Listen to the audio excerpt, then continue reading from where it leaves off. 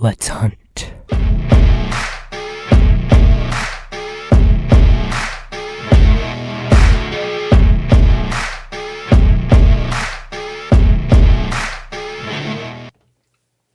Hello everybody, time to rock your body. I'm Drax Danko and welcome to the first episode of the Music Pack. Today I have my best friend, Mike Russell, here to talk about the band Ice Nine Kills. Yo, what's up? For those who don't know, Ice Nine Kills is a horror metal band that started out as an indie emo band, but now they've grown into something truly wonderful. Now, let's get to some questions. Alright. Who introduced you to Ice Nine Kills? My father introduced me. I had heard a couple of songs off of Every Trick in the Book at one point, but overall with their music, when my dad finally introduced me and I started diving into them more, I was listening when Every Trick in the Book was their latest album, but when the Silver Scream came out, I think they really came into the room. Commercially and artistically, the whole album has a refined melodic sensibility that really makes it a cut above the rest, and I think that really adds a spotlight to their performance. Hey, Paul! I had to.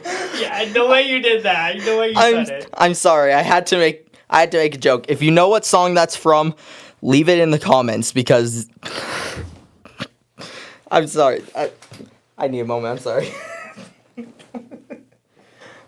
Damn it! I broke myself with my own joke. All right. Second question: what was the first Ice Nine Kills song you ever heard? The first one I ever heard.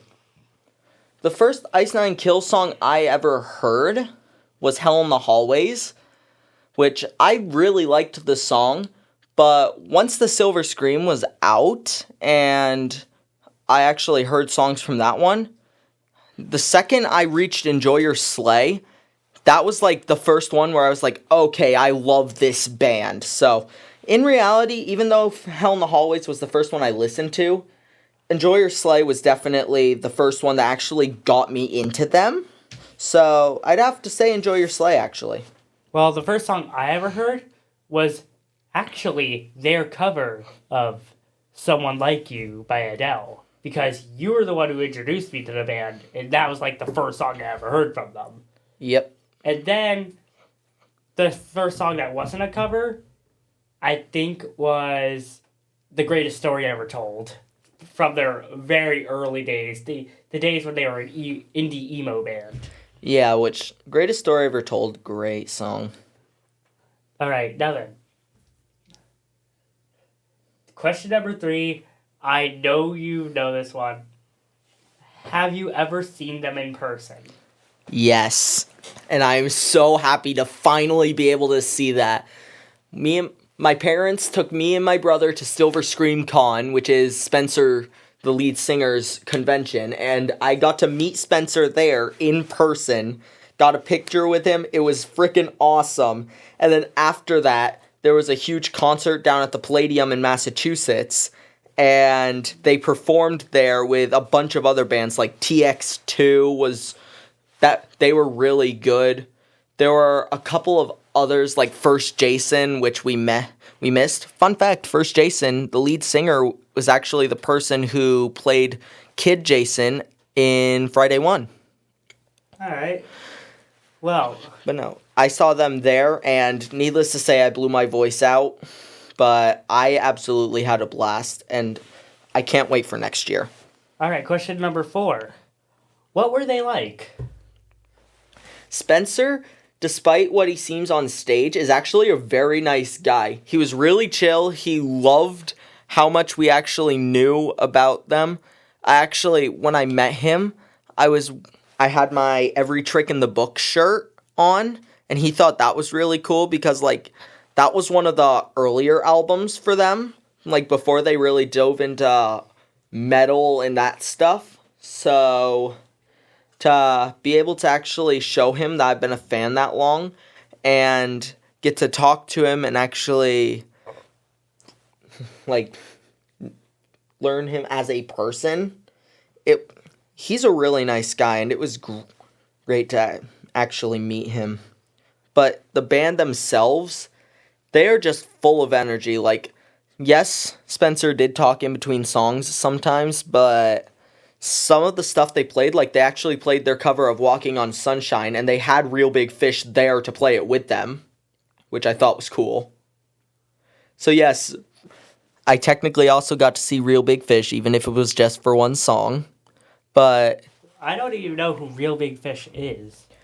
they're a band kind of like Bowling for Soup. Like, I've heard Bowling for Soup do some stuff with them.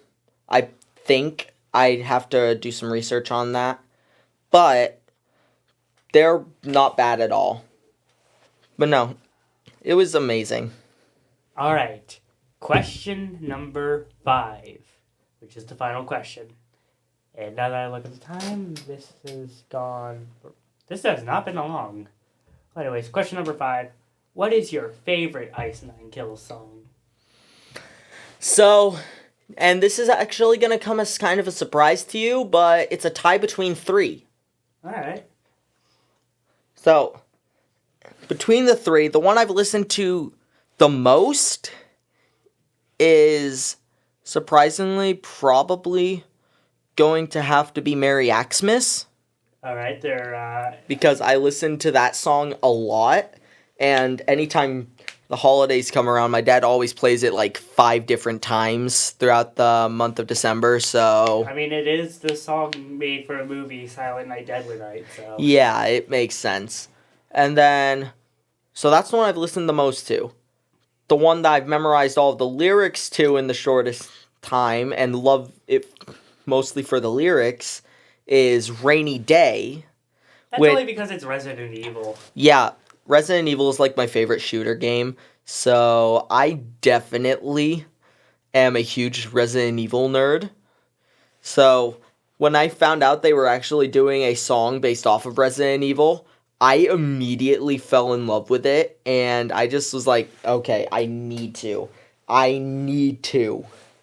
learn the lyrics for this. And I, at this point, know all the lyrics, so yeah, it worked out. And then the one that I feel is actually underrated that I love, and I don't hear many people talk about it, but it's right up with the other 2 on my favorites, is Me, Myself, and Hyde. That song, I don't hear many people talk about it. Like, it's usually stuff like Hell in the Hallways that they're talking about. They don't really bring up Me, Myself, and Hyde, so a love for that song and what it's about.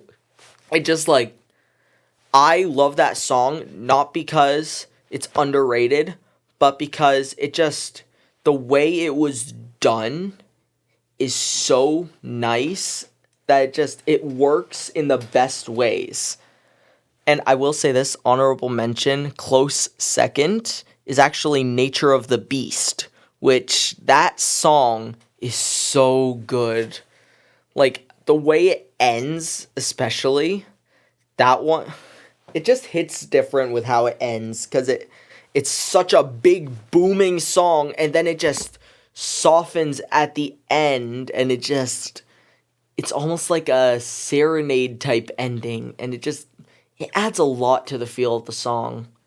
Alright. Those 2 songs you mentioned at the end are both part of my playlist, on my emo playlist, so I don't think they're underappreciated half the time. I just think they're pretty good songs. So, but I guess, since, to pan the runtime out a bit, I'm going to do my top 3 favorite songs for Ice Nine Kills. Number 1 has to be The Greatest Story Ever Told. It's like, when I heard that song, it was, like, amazing. It was like, oh my gosh. Yep. And the fact that there's a movie that's also called The Greatest Story Ever Told, I don't know if it's actually closely related or not, because I don't think they started doing that until Silver Scream. Yeah, no. But I know that the second one, Every Trick in the Book, was all about books. So, yes. Which, speaking of Every Trick in the Book, my second one is Communion of the Cursed. My god, yes. Which was their Exorcist one. Yes, Communion of the Cursed. That song is so good. And then my third one has to be Hip to Be Scared. Okay, yeah. The one that when we were talking about, which one was it? It was, the first, it was introduced to Ice Nine Kills.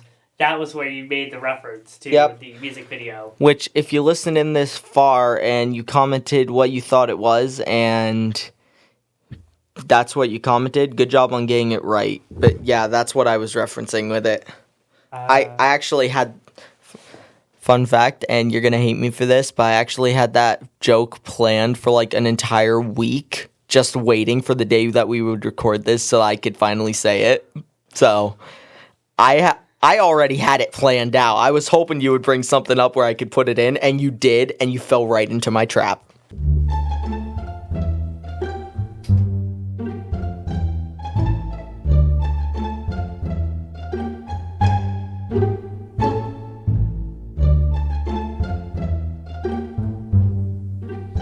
Alright, that's all the time we have for today. So, see you all in the next episode, and he'll probably be back because I don't know any other guests I can have, so... Yeah.